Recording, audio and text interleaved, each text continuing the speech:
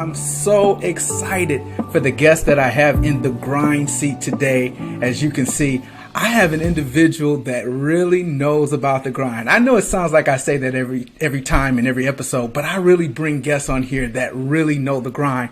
And so the person that I have in the grind seat definitely knows it. Let me just kind of give you a little intro. I'm going to try to do the best I can, but my guest is a multiple award winner for her professional and community service, from improving organizational culture and practice while developing managers, teams, and the next generation of leaders in today's youth. In addition, my guest has provided mentorship, trained for JROTC programs, as well as at-risk schools.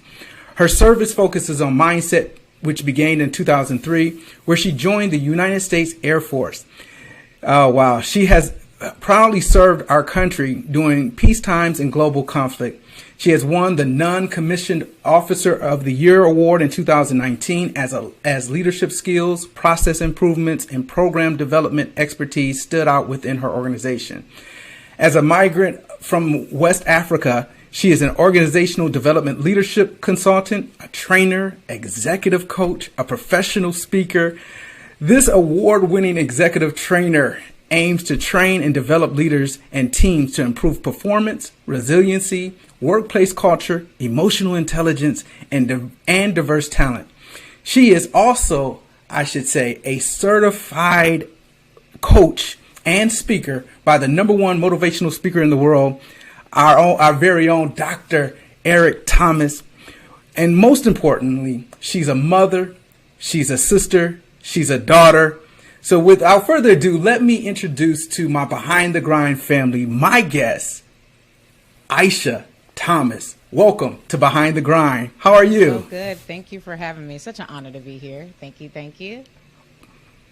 Really, it's such an honor for you to be here on our program. You know, I've been waiting to get you on the program. I've asked you, a while back, but your schedule has been extremely busy. But we have worked out a way for today for us to meet. And before I get into that, when I'm reading through your bio and reading through all the things that you've done, there's so many things that I didn't even realize you've done. But most importantly, I want to just thank you for your service, the service that you've done for our country. And all the things that you've done. So with that being said, I really want to thank you for serving our country and those that you serve. So with that being said, how are you doing? I'm doing good. And yes, it's been busy. It's been crazy, just wearing so much hat. I'm also in school, so I'm about to wrap up my last semester, my master's program. So it's a lot, but I'm glad we're finally here. And I'm again honored just to be here to have this conversation with you today. Awesome. I felt I left out one thing. You're a fellow podcaster as well, and you have a dope podcast that I get a chance to check out from time to time.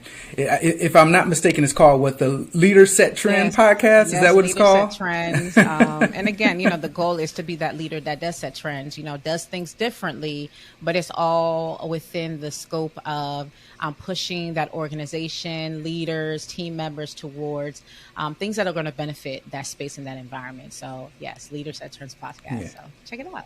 Yeah, there's some nuggets that you drop there and some conversations that you have.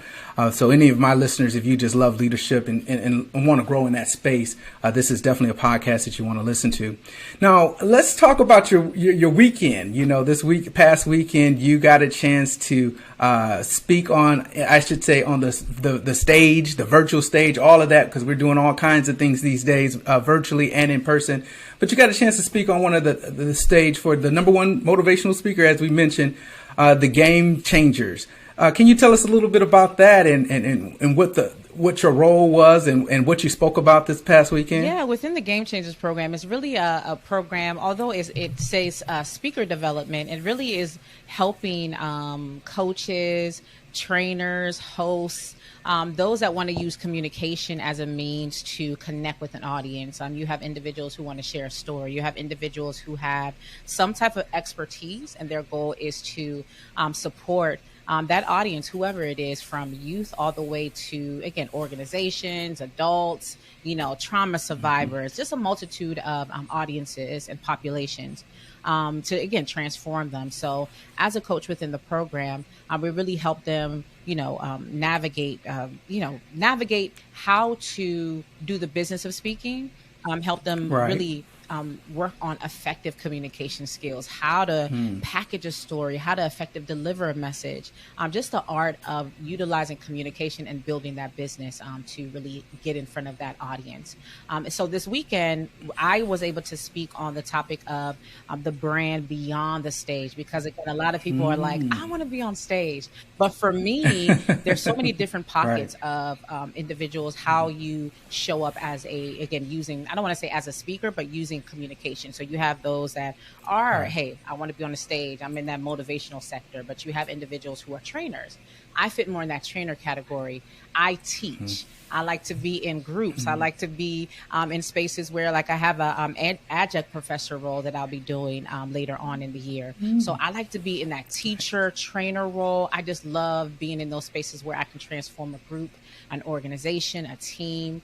So I fit in that pocket where you have individuals who are like amazing at hosting or amazing at coaching. I do coaching as well. So you have some people who are touching a multitude of pockets. So I was talking about, okay, I know the stage and doing that keynote is a goal, but let's talk about the other opportunities that you have beyond the stage, where you can work with a team, where you can work with or coach an executive, where you can build a curriculum and work with the university, some things that I've been able to do. So just really allowing those that are maybe aspiring to look at the bigger picture of how they can, again, use their expertise to impact the masses. So just a great opportunity. And then you had individuals who went through the program who graduated as well. So shout out to them for, going through that cohort, that 3 months, and putting the work in to now get to the other side of, now it's time to take that message and continue to build and grow.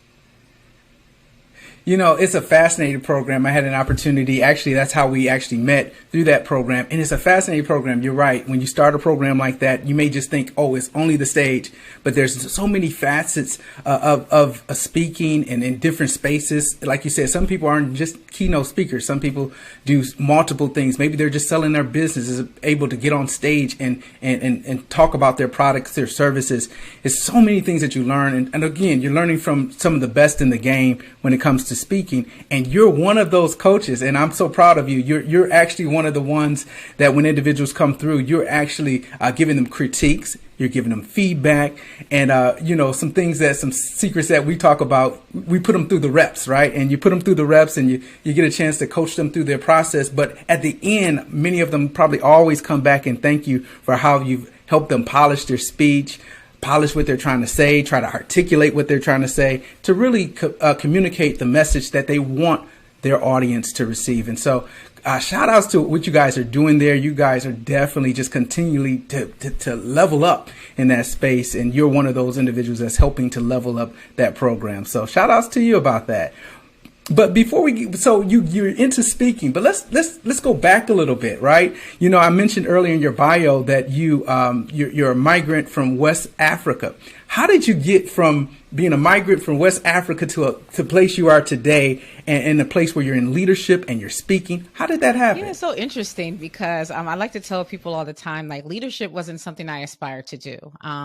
Being a migrant and just transitioning from one country, from one culture. And I love these conversations because when I do diversity, equity, and inclusion conversations, and I really want those individuals in team environments and organizations to expand their minds and look at people outside of just seeing color, skin, or sex, or name, or what their attire is, looking beyond the person. I love these conversations and worldview.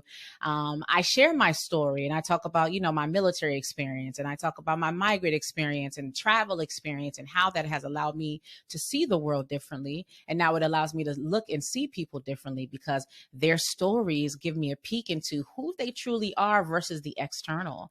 So for me, as a migrant coming to the US, again, it's like a totally different culture shock. You are literally transitioning from how a certain language, a certain dress, attire, just a whole nother from one culture, and how you were, pretty much saw the world into a whole nother world that you're unfamiliar with. And navigating that was pretty hard. So navigating it for me became introversion. Navigating that for me became just adapting to the environment. Navigating it for me became followership rather than leadership. So that adapting that I was doing, and it's so interesting because there's a lot of work that I do with psychometric tools. I know you're familiar with that too, with assessments like the DISC and values and attributes and all these other assessments out there, strength finders and all that. You start to learn adaptability and not being authentically who you are. A lot of people do that as a tool for survival. So I was in survival mode and didn't even know that unconsciously. So I was navigating the world, surviving because, again, I wasn't accepted. As a child, I navigated a lot of bullying. So it was like that adapting was a survival mode. That following was a survival tactic. So, I find myself navigating the world like that. And, leadership landed on my lap because joining the military was a decision I made to, hey, my father, he worked in a bank for many years. And he taught me a lot about financial literacy. And, shout out to my parents because they also saw the opportunities in the United States. And that's one of the reasons why they brought me here, because they too were sacrificing and left everything that they had to bring us here for education and so on. So, seeing all the things that their children were able to accomplish because of it, I just appreciate them for that. But I was going to college and I was like, I started to learn about the percentages and how much debt I would be in. And that's not something that your average college student is thinking about. I'm just like, I have to pay how much percentage back? How much student debt do I have? I said, oh no. So my friend talked to me about the Air Force. Well, actually she talked to me about the military. So we checked out a few branches and I decided on the Air Force, joined, and within a couple of weeks of being in basic training, there was like a urban legend that people who are tall, because I'm about 5'10", that people who are tall were chosen to be leaders. Well, it wasn't an urban myth; it was a fact. And here I am, 2 weeks within my time, and they're like, Airman Thomas, and I run up, sir, Airman Thomas reports his orders, sir. You have to do this like statement before you speak to MTI, military training instructor. And he tells me I'm going to be a leader, be in a leadership role where I have to support and manage 9 other young women. And here I am thrown into leadership, and all I know is like God is positioning me to prepare me for what I do today and for teaching. Because the interesting thing is my mother told me like, oh yeah, as a kid, you used to like call all your friends together and teach them. Hey, leadership development back when I was a kid, and I didn't. That's just what you did, right? So pretty much it was the military. I didn't realize that I was joining a leadership machine, is what I call it. Pretty much that's what they're about. As you move up, as you develop, as you move up in rank, they are sending you to leadership schools. They're embedding leadership principles. You're being placed into leadership roles. And although I was running and I was adapting to followership, I was in a space where they were embedding leadership, right? And that's the beautiful thing. If you want to be a leader, you need to be in those environments. You want to be in those spaces that's talking about authenticity and really developing those skills within you so you can truly be functioning in those spaces where you can be effective in whatever your strengths are. So that's how I ended up in leadership, going from adaptability, trying to navigate and understanding how to be African in an American world, and then I end up in leadership, from like, hey, this is what we're about here. So, hey, figure it out. And I figured it out, and I've been in for 18 years, and I've been leading ever since those 2 weeks. Crazy, right? Wow. Well, the crazy part is like you said, and I understand, like you said, you were young and you probably had some leadership things there, but once someone actually puts you in that role and say, hey, you're going to lead this group, that kind of changes things. It kind of, I'm sure you may have some questions. You probably had to think, am I capable of doing that? Those are the type of, oh, wow. Okay. Talk about it. Oh my. Well, I did it for 2 weeks. I think I might have I got put in the position in 2 weeks. I probably got fired within 2 weeks. And the reason why is because I was in survival mode so much. I was afraid of confrontation.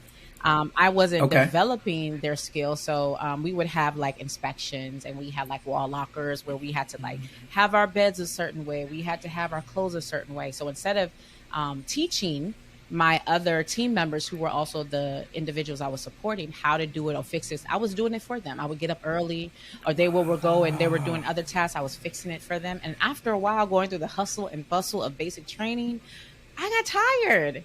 And I was like, man, I don't feel like getting up today Mm, to fix this stuff. I don't feel like, and I'm rushing out. And after a while, the MTI recognized, like, you guys aren't doing that well. And he fired me. So I had to watch someone else lead us. I had to get in line. And that person became our leader. But it fueled something in me, and it fueled yeah. something in me, and I wanted another chance. And literally once I got to technical training, because once you go through basic training boot camp, you now are going to a next phase of training where you're now I'm learning the technical skills depending on the job that you chose. And that I now started to volunteer for leadership role. And it's so funny, I was like, I'm going to fix this. And now I find myself now chasing leadership roles, and it was like Wow. nonstop since then. So I yes, I got fired my first time. That is interesting. That's interesting. So wow. So that's interesting. So you took it as a challenge. And I'm assuming you took whatever was in front of you from a leadership perspective to learn how to develop and grow. I think you realized at this point that it wasn't just a natural thing. Just because I'm here, I'm leading. I think you realize, what do I have to do? What blind spots do I Yes. have to work on? What areas do I have to perfect in order to be a leader? Because ultimately now you've set the target, you set the goal that you wanted to be a leader. You had to do some perfecting of yourself. And it may speak to, I'm reading going back to your bio and reading to all of these tools and things that you've gone through and training you've gone through. It really speaks to the type of leader you really are. And you've definitely taken on many challenges. I'm looking at, you working on a master's degree, and while doing other things, I'm like, wow, how does she do it? But I see it. It's really redefining yourself and constantly redefining yourself. Now, one aspect which you deal with is emotional intelligence. Now, I've heard this oftentimes, and people have talked about it. What exactly is that when it comes to, especially when it comes to just in general, but when it comes to leadership, why is that important to It's have? important to have because one of the things that we have to understand is emotional literacy is extremely important. So emotional intelligence, because one of the things is the way we first off learned about emotions was extremely ineffective. That's one of the things that I like to start off with whenever I do training on it, because what we don't realize is that emotions really do dictate our actions, our behaviors. The framework of it is there's an emotion, and then from that emotion, it now fuels a feeling. Feelings are pretty much the physical manifestation of an emotion. So for some people who get sad, some of them cry, right? Some people get angry, they Okay. turn red. So that's the physical manifestation. Now I'm feeling what I am emoting, right? This emotion. You can now see it. Now that someone can say, okay, someone on the other side can now physically see it, and now your nervous system is kicking in, right? So that's the physiological aspect of it. So there's like an experience that happens. Now there's an emotion that's kicking in. Now you're seeing it, right? Now there's a physical reaction happening. I'm getting flustered. Someone might sweat. Someone might turn red. Someone might cry. And then after that happens the action. Now the action happens. So that might be in the word someone says in their response. That's when you see road rage situations happen. Someone yells out Yeah. something. Someone steps on the gas and chases someone. So just imagine in a leadership role, right? If Yeah. you are, I always say it, if you don't have emotional intelligence, being self aware of how my emotions affect my actions, right? How they shape my actions. So say you do have that road rage, right? You have had that experience, or you've been in traffic all day. You don't even navigate self-awareness, or you don't have the emotional intelligence to recognize now you have showed up at work. You're that leader for the day. And now you're taking Wow. all that into the workplace. You're not speaking. You've taken that one moment and it's turned into like a couple hours of frustration. That's why emotional intelligence is impactful. It can even affect your emotion. Excuse me, your decision making. Say you have had an ineffective call or a bad call with a client, or you have engaged in a conversation with a team member that was pretty intense. if you're not aware of how it affected you, how that emotion revved up that feeling, right? And again, you might not cry, but you might have some type of physical Right. response from it, right? That feeling of it, right? And now the thoughts start kicking in, and now some type of action is happening. Now, how, again, now it's affecting how your decision making, it's affecting your engagement, it's affecting how you're connecting with your team.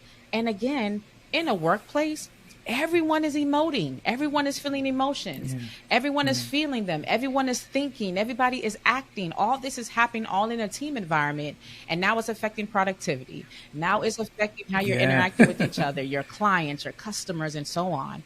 And again, a lot of people are like, keep your emotions away, not realizing emotions are a part of us. So whenever people say Right. to someone, "You're so emotional," I'm like, "You are too. You don't even realize you are too." And unfortunately, Right. our first teachers, our parents, our family members, whoever raised us, our community members, our friends, unfortunately, the way we were taught emotions was from happy, sad, angry, not realizing that there are a Right. ton of other emotions, not realizing that, again, these are things that are happening to us on a regular basis, and they're affecting how we navigate the world, how we respond. And it's also affecting how we lead on a day to day basis. So it is so important to be aware and be emotionally intelligent, so you don't recognize, so you're recognizing that, okay, I don't want my emotions to be in the driver's seat of my actions. I need to be in the driver's seat and learn how to navigate these real emotions and feelings I have, so I can ensure that I'm leading effectively, I'm supporting my team effectively, I'm supporting, because again, I like to say leadership is self leadership. We have to be able to lead ourselves.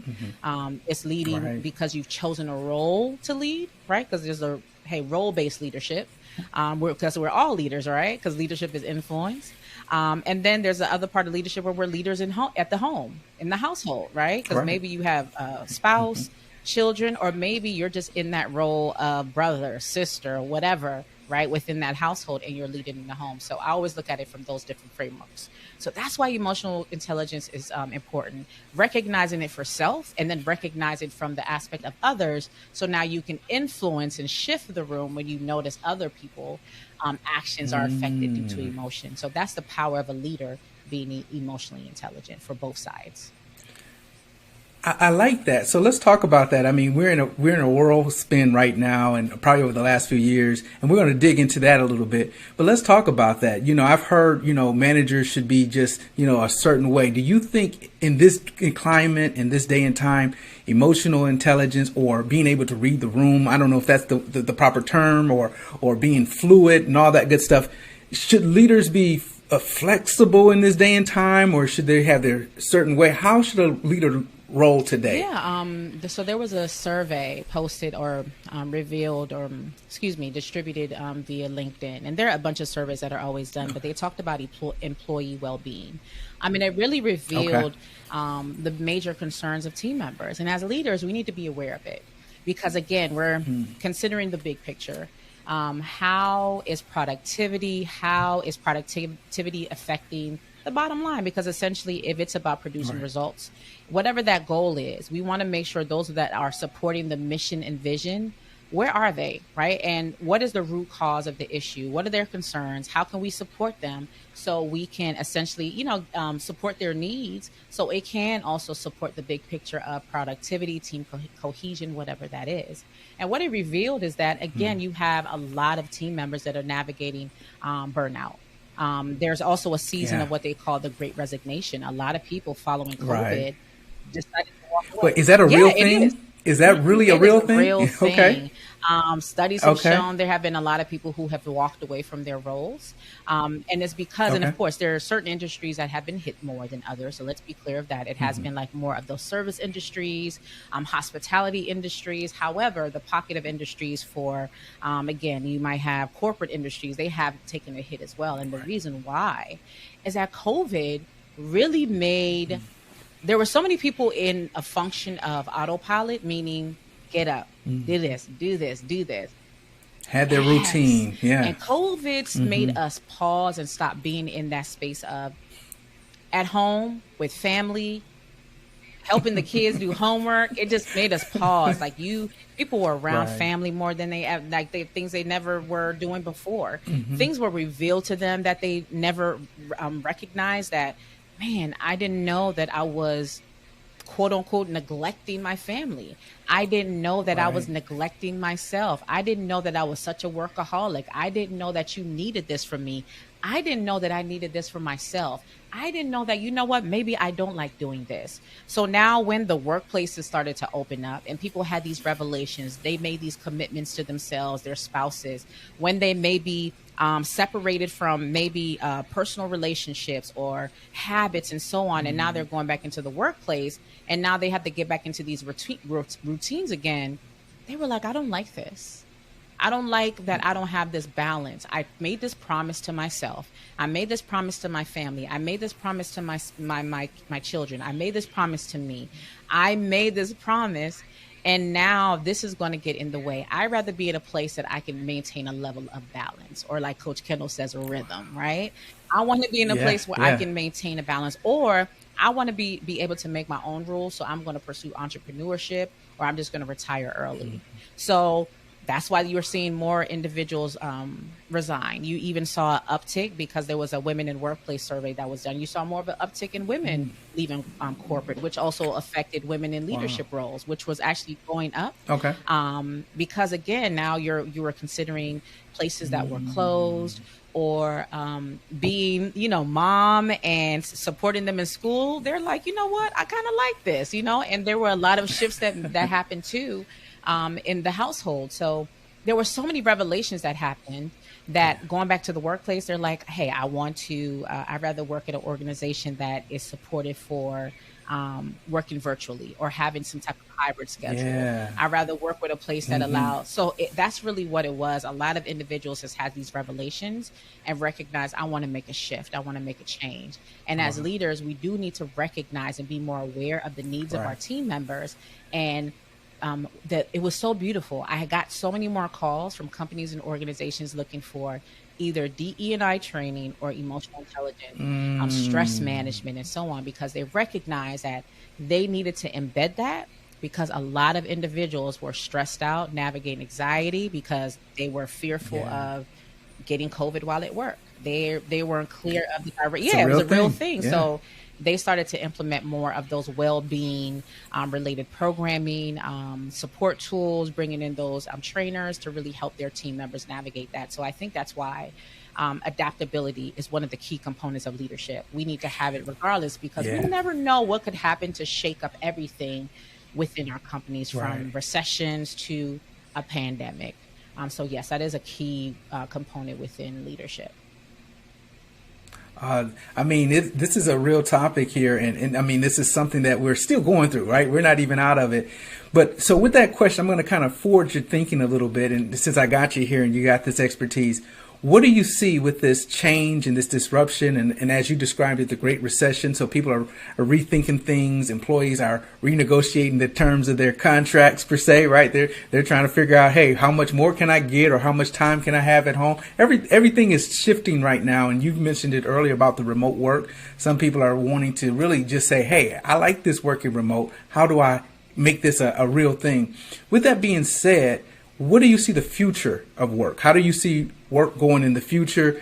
Does this pandemic change things, speed things up to where the future of work is going? And with that, what is the leaders going to look like in the future? Are they going to still be the same, or is it going to be something different? Well, Do I you do think? definitely think that the future of the workplace does require change. Another thing that I really focus on too is the generational differences in the workplace, and leaders, That's yes, and key. Yes. organizations recognizing the shifts and the changes that are happening to meet the needs for their future leaders. I mean, you have Gen Zers Yeah. navigating ageism when they have a wealth of Yeah. knowledge, but they're bringing in the new, like a new age. Data information, so leaders and organizations, and maybe a population of baby boomers or Gen Xers that are need to know this information to understand, okay, this is what your future clients and your future leaders are going to need. You're going to need more diversity in your organizations, because this is the most diverse population, right? Most diverse generation. Yeah. They're going to be looking for that. They are the generation that takes their leave. They are the generation Yeah. that you'll see a resume that has 4 or 5 positions on there, because they will leave an organization that doesn't meet their need. This idea of loyalty, regardless of, though you don't, give me the raise I might deserve. This generation that says, I saw how my parents, my aunts and uncles were treated, Right. and I'm going in knowing what I want. And if I'm not going to get the support I need, I'm going to transition. They're just navigating things a lot differently. So the idea of teleworking or having a hybrid schedule, yes, I think that is something that a lot of organizations are going to need to implement. And you're seeing that. You're seeing the Twitters and these other organizations, like the Nikes, are saying, like, we're going to have a down day that's focused on mental health, because you have a generation that talks about that more, right? Prior to Right. talking about mental health wasn't a norm, and being open to talk about mental health in the workplace or just out in the open wasn't the norm. So I do see the Right. future of the workplace being something that is more, it's different, right? That's more open to this type of dialogue, that's going to have more resources, that is structured differently, where there's more flexibility, recognizing that individuals can still get the work done in the workplace with the computer, have a couple days in the office, and have that flexibility, and how it's going to benefit the team member that's supporting that mission and vision. And that's ultimately what you're looking for. If it will support the team member and it's going to help their productivity, it's going to help them connect, and it's going to build that company Yeah. loyalty so they'll stay there, then it's worth having. And it's something worth looking at as well. So I think that it is something that a lot of companies are already embedding, and some companies are taking their time, because again, they're like, I don't like this. Does this really work? It will work.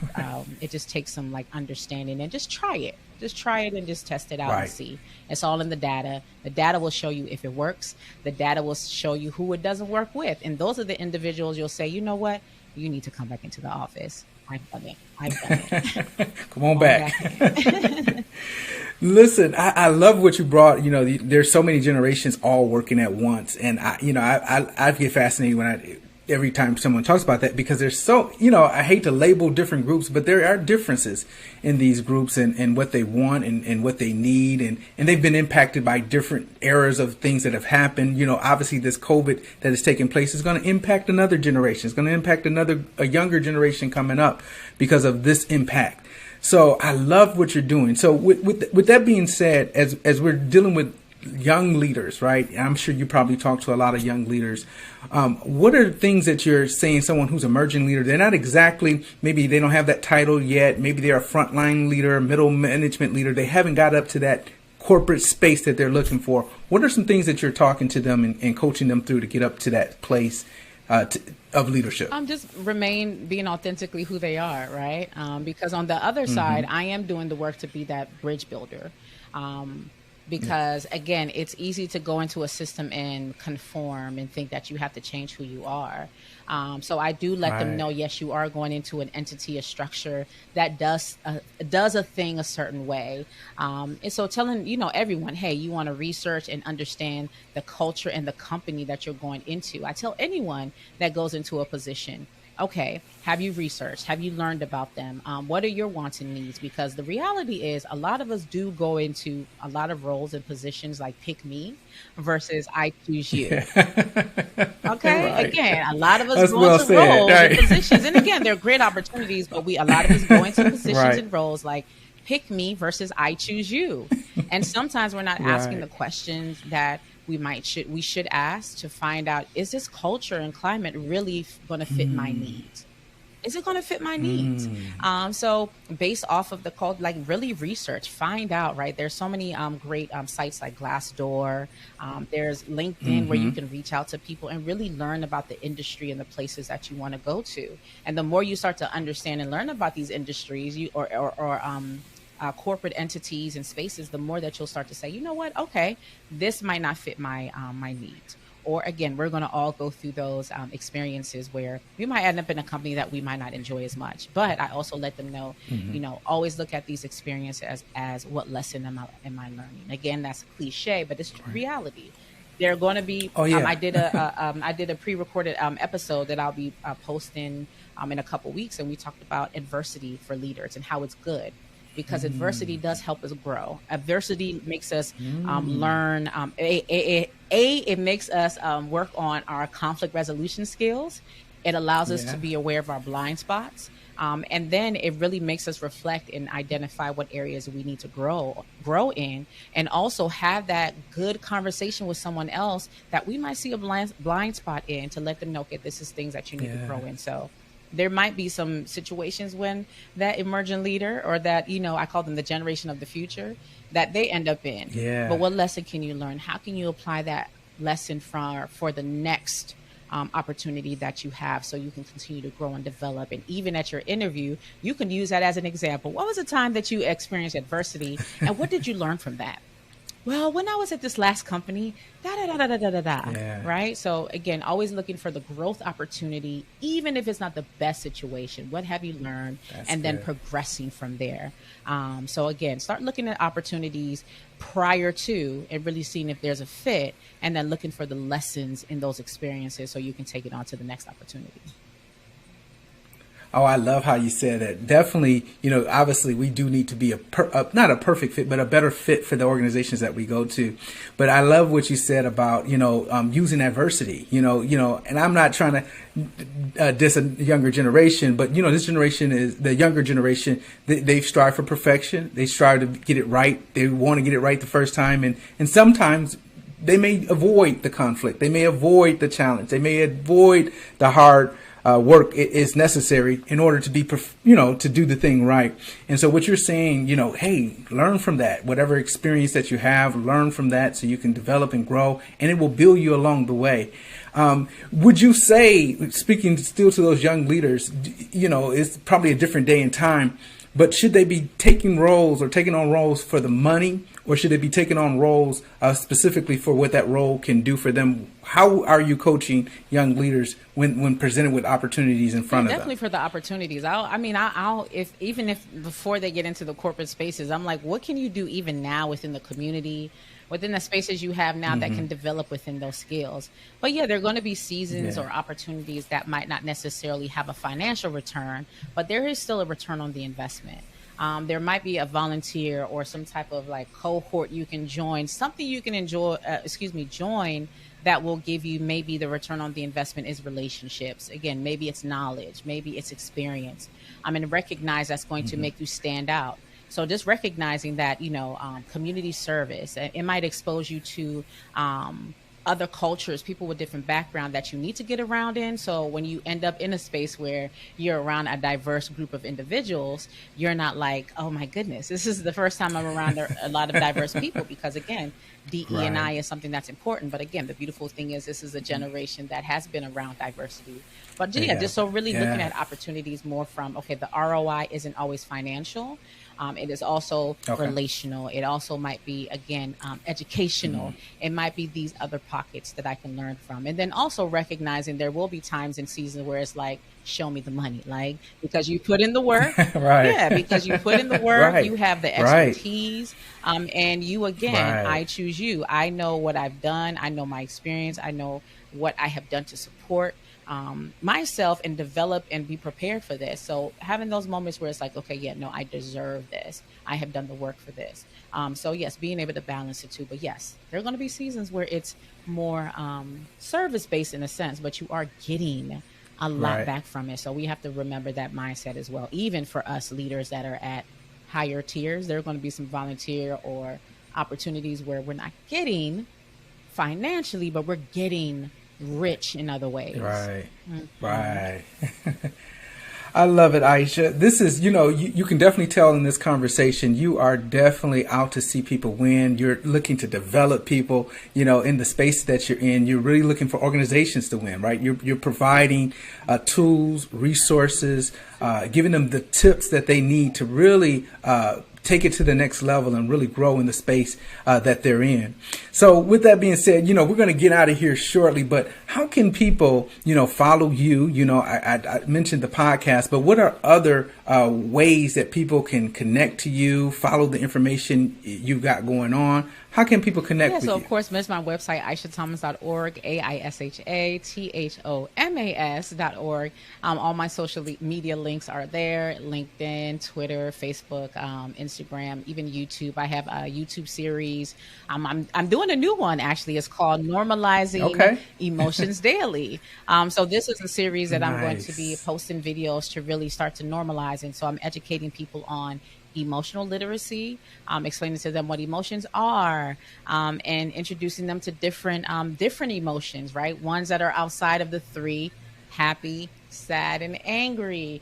I'm going to be talking about different scenarios. So it's going to be really just guiding them through this process of emotional literacy. I have a leadership development, why you need leadership development, because again, we have business leaders as well that don't invest in leadership development. Right. They want to learn how to get the bag. They want to learn how to make more money. And I'm just like, you need to learn leadership development, because again, you have leaders leading with a lack of emotional intelligence, and because of that, their business is broken down, or they're having team issues and they're not doing team development, or they're even navigating some internal related issues and they have to get past that.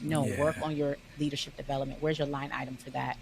So I have a Why You Need Leadership Development series, a team development series about things common issues that teams have. So again, all on my YouTube page. And of course, I have my podcast, Leader Set Trends. I have some books. But again, my website, aishathomas.org, is like the connect to everything as well. And social media is at Miss Aisha Thomas. So that's how you connect with me. Wow. Awesome. Now, before I get out of here, I got to have this random question. I always do this. And this was very random. And when I say random, it's random. Okay.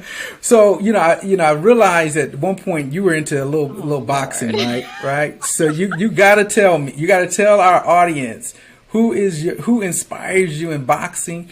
If you could get in the ring, who would you get in the ring with? You got to tell us who inspires you in boxing, and who would you love to get in the ring with? Now, did I get that right? Did I get that wrong? You're right. So yes, ladies and gentlemen. So I was an aspiring MMA fighter one time. Yes, I know it sounds great. Yes, I was. So, okay, hold on. Let me expand that question beyond boxing. So yes, a fighter, right?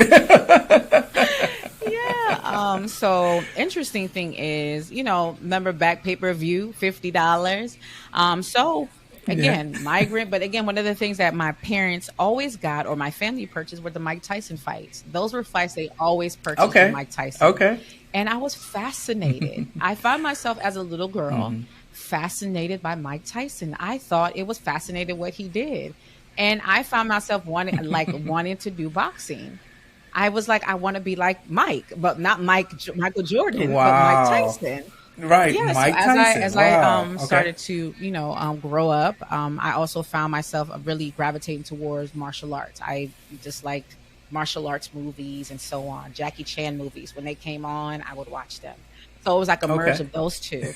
So my parents couldn't afford me going to a martial arts studio. So once I got into my 20s and had my own job, I invested in myself, and I started to. You actually did I actually invested, and I started to train in martial arts and boxing at the same time. And it took me into competing and everything. So Were you pretty good? I have a world championship. Is there some?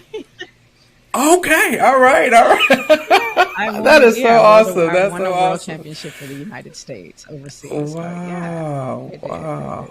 Well, shout outs to you. Right, that just means, hey, don't nobody get in the ring with her without preparing. I miss it. I do miss it, but that was something I pursued. So Awesome. Well, we really enjoyed this conversation. I think this is a topic, especially for so many individuals that are emerging leaders, for actual leaders right now that are in that leadership seat right now. Some of the things that were mentioned today, the emotional intelligence, just understanding certain things. We can be so many years in leadership, and there's still things that we can do to refine our leadership to be better, to get better. And in some cases, you may have to ask someone and sit down with some individual that can help you analyze your skill and your leadership skills, so that you can take it to the next level. And so I think this conversation was definitely on point, because I believe most of you that are listening to this Behind the Grind podcast, you are leaders.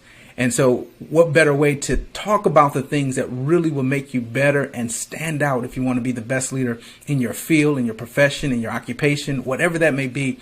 It's always learning, going to the school and developing and getting better and better. And things change with time. You know, leadership things that worked a few years ago, the principle may be still solid, but things change as people and things evolve. And it's important to constantly build yourself in that space. So with that being said, you know, definitely follow the links, the social media site. Most importantly, catch her on her podcast, a Leaders Set Trend podcast, I believe, and you'll get some more nuggets from my girl. She's definitely in the space of building leaders, next generation leaders and current leaders in that space.